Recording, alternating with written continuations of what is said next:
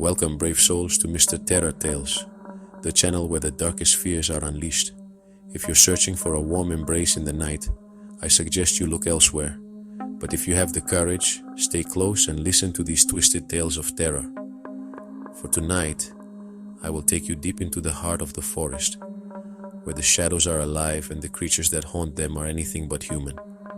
Tonight, I present 3 stories, each one more horrifying than the last. These are the stories of campers who ventured too deep into the woods, where they encountered horrors that were never meant to be seen. Prepare yourself, because there's no turning back once you enter the dark. Story 1. The Whispering Shadows. It was a humid August evening when Alex, Sarah, and Mark decided to leave the city's chaos behind and embark on a camping trip to the remote Elder Grove forest. The air was thick, heavy with the scent of pine and damp earth. After a long day of setting up camp by the river, they built a fire, roasting marshmallows and sharing laughs, their faces flickering in the orange glow. As the night stretched on, a strange feeling crept over them, a discomfort in the pit of their stomachs. The forest, which had once been so inviting, now seemed oppressive.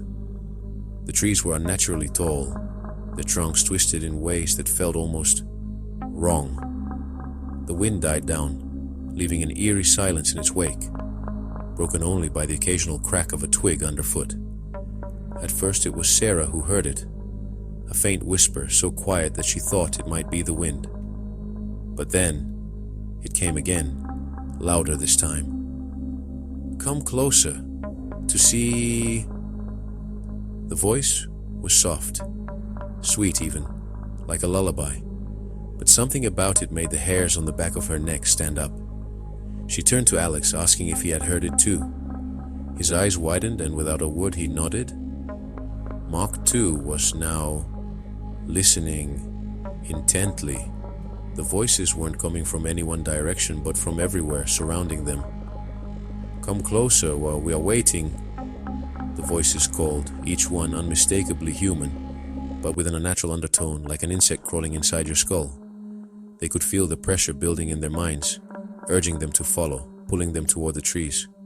Unable to resist, they stood up, drawn towards the darkness between the trees. The shadows twisted unnaturally around them, shifting in ways that didn't make sense. The moon was blocked out by the thick canopy, leaving them in near complete darkness. Then they saw it. The figures, just out of the corner of their eyes, moving with unnatural speed. Pale, thin figures, with gaunt faces and hollow, sunken eyes watching them, grinning with twisted pleasure. Alex bolted. "Run!" he screamed. But Sarah and Mark weren't moving, their feet frozen to the ground as the figures closed in. The whispers had now turned to a deafening scream. "Stay with us. Forever." Alex turned back only once, his heart sinking. Sarah and Mark were gone, lost in the darkness. The next morning, Alex was found lying by the riverbank, eyes wide in terror, muttering incoherently. The only thing left of his friends were their abandoned packs and one of Sarah's shoes, discarded in the mud. No one has dared enter Elder Grove Forest since, but the whispers, they still echo in the trees. Story 2. The Demon of Black Hollow. Sam and Jenny were no strangers to the woods. They had camped in forests all over the country, but nothing prepared them for Black Hollow Forest. The trees were taller here, their trunks gnarled and twisted, like ancient sentinels watching over something forbidden. Despite the warnings from locals about the place's cursed reputation, they pressed on. As dusk fell, they found an old cabin hidden deep in the forest. Its structure was decaying, the wood blackened with age, and the windows were nothing more than jagged, empty holes. But it provided shelter from the rain, so they made camp near it. As the fire flickered, a strange chill ran through the air, but Sam dismissed it as the weather. Ginny, however, couldn't shake the feeling that something was watching them from the dark. The noises started just after midnight, a low, rhythmic scratching, like claws dragging against wood. Sam tried to reassure Jenny that it was just an animal, But as the sound grew louder, it sounded less like scratching and more like scraping, like something with talons dragging across the wooden walls. Suddenly, the growling began, low and guttural, reverberating through the trees, sending a shock wave of terror down their spines.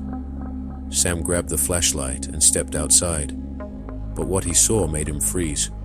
A massive shadow, darker than the night itself, stood in front of the cabin, blocking the faint light from the fire. Its eyes glowed an unsettling red, burning with a malevolent hunger.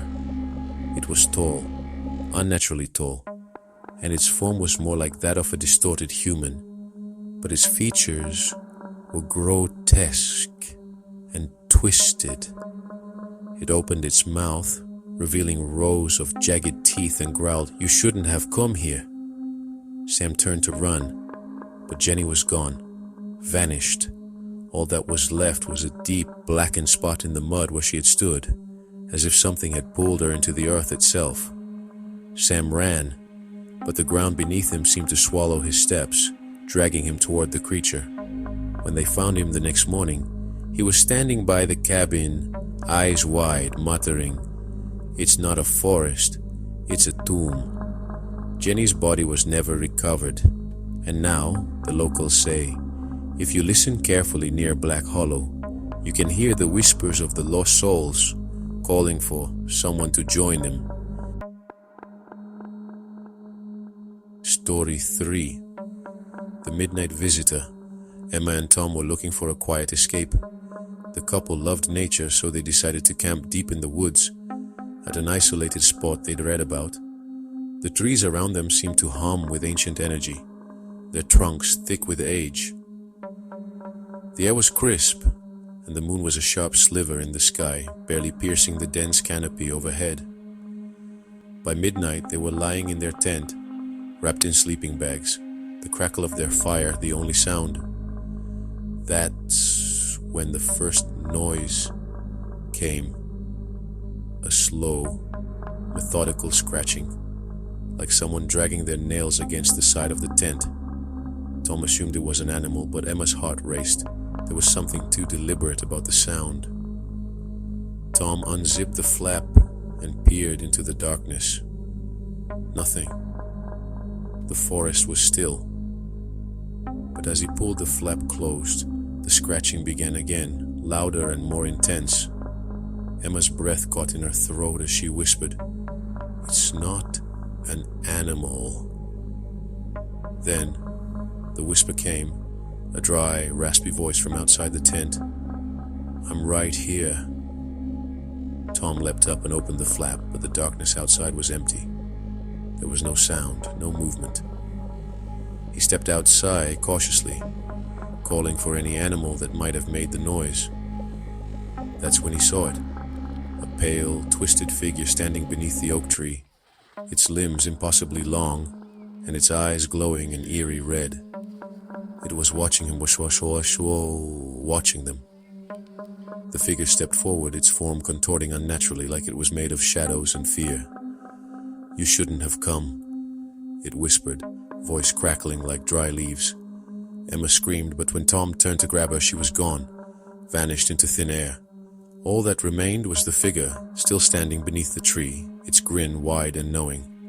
Tom ran, but the last thing he saw before he collapsed in terror was its eyes, glowing brighter as the figure whispered, "I'm right here, waiting."